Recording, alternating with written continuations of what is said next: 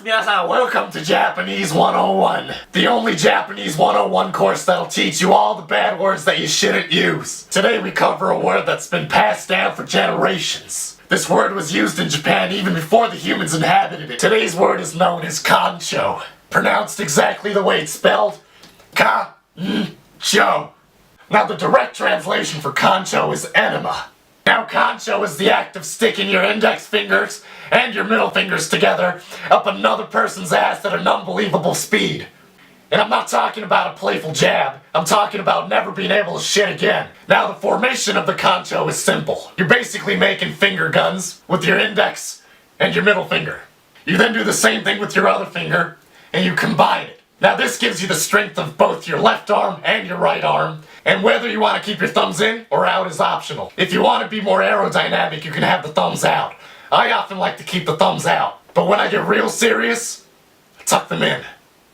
Once you have the formation prepared, you look for someone that's either bent over or squatting. Though it is yet to be confirmed, some kid with freckles in 7th grade told me that the direct translation in English is referred to as the shit needle. Now when you're performing the act of the kancho, you really don't want to miss. Because if you miss, one, you're probably going to get the shit kicked out of you because the result of the kancho is the person should be on the ground, moaning in pain, for at least a couple hours. Now it took me years to perfect the kancho, and I failed many times. But after years of practice, I have become quite a master. I've perfected the speed, velocity, and the volume for how you're supposed to do it. If you want to get really good at it, I suggest you practice on a bag of flour. See if you can pierce it. If you can't, you need more practice. And two, you don't want to miss, because if you don't get it right and you don't get the hole, you're definitely gonna break your fingers. You gotta get it right on the Pacific Rim.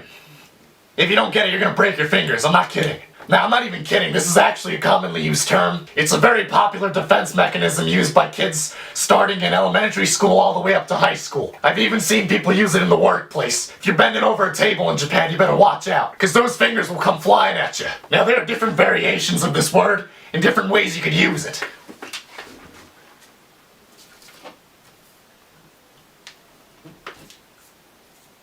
For example, this is written in katakana. It's a little bit different. Now you're only going to want to use this version when you're yelling it in a bloodthirsty cry, because everybody needs a war cry.